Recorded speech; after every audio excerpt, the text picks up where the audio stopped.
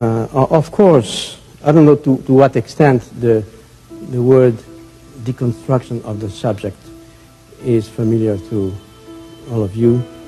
Deconstruction is an ugly and difficult word, and I'll try to, answering Alan's request, try to speak in a jargon-free language, as they say in the United States.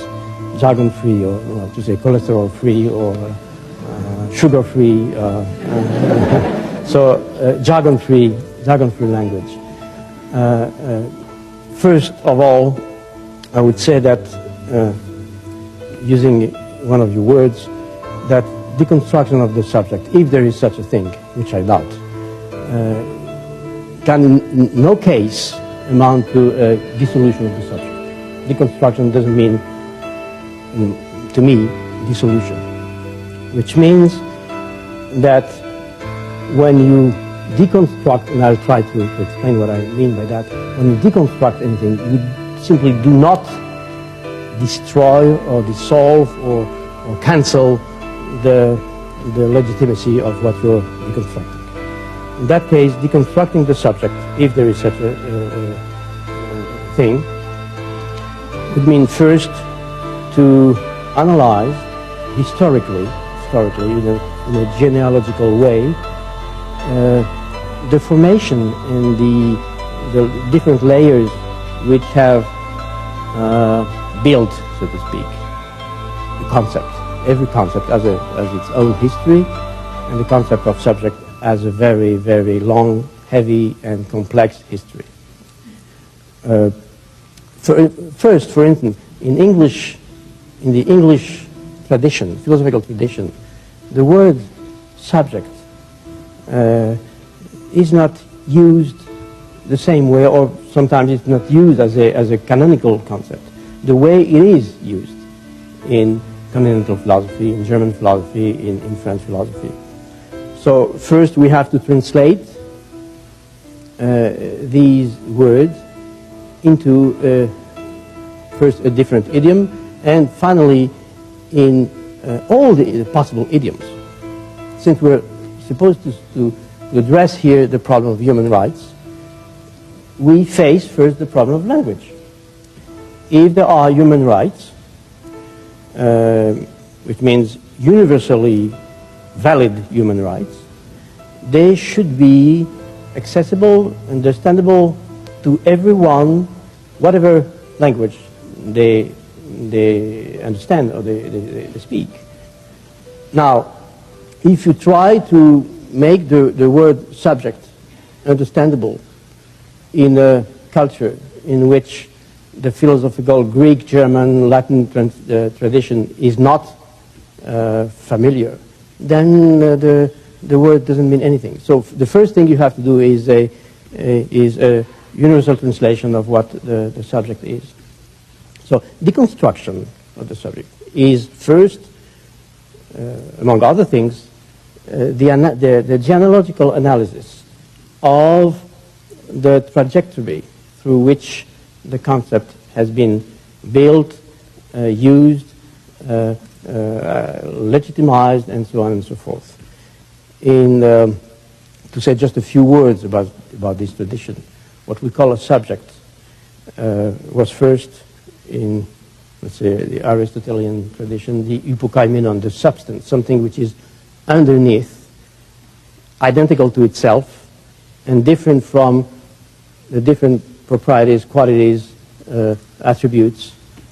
It is the center of an identity. Everything which occurs to a subject is an event which occurs to it, but which doesn't constitute it. So the subject is something identical to itself,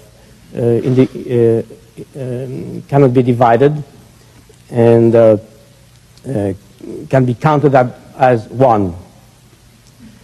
Now, when you deconstruct the subject, you analyze all the assumptions, the hidden assumptions, which are implied in the philosophical or the ethical or the juridical or the political use of the concept of subjects. Now, as you know, the human rights, what we call the human rights, is a set of concepts, laws, requirements, which were not given in nature from the beginning. It has been a long conquest, a long battle to formulate what the human rights are or should be, and it's in the process of this constitution of the human rights that the concept of subject has been referred to. From the Aristotelian tradition, then to Cartesian tradition, the ego cogito, and then the Kantian I think, when Kant says, the I think, ich denke, must accompany all my representations, and whatever experience I have or I make, it is referred to a subject, to an I which says, or I, and the I is supposed to be the subject, identical to itself, and always intact under all circumstances, in every culture, in every different empirical context. So deconstructing the subject means being aware of those historical components. And as you know, since we were here in the context of the battle fought by Amnesty International, Amnesty International refers itself in its very chart to a Declaration of Universal Rights, the Universal Declaration of Human Rights. And as you know, this Declaration of Human Rights has itself a history. It hasn't been given for once.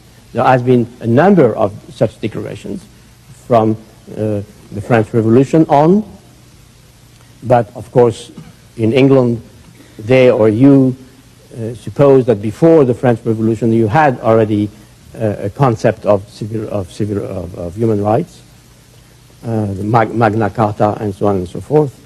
But since the first declaration as such of the human rights, a number of other declarations have transformed and determined more and more the formal concept of human rights.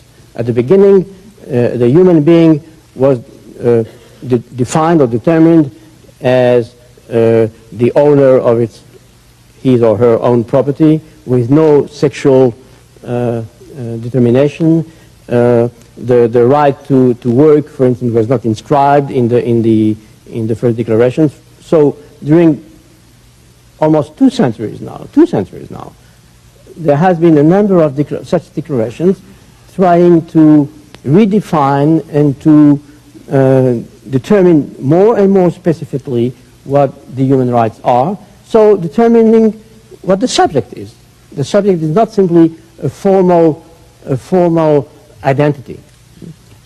Is the child a subject? Is a woman a subject? Is a non-European individual a subject? So deconstructing the subject is taking into account all the determinations and trying, that's why it's not a threat to the human rights, trying to improve the concept of the human subject.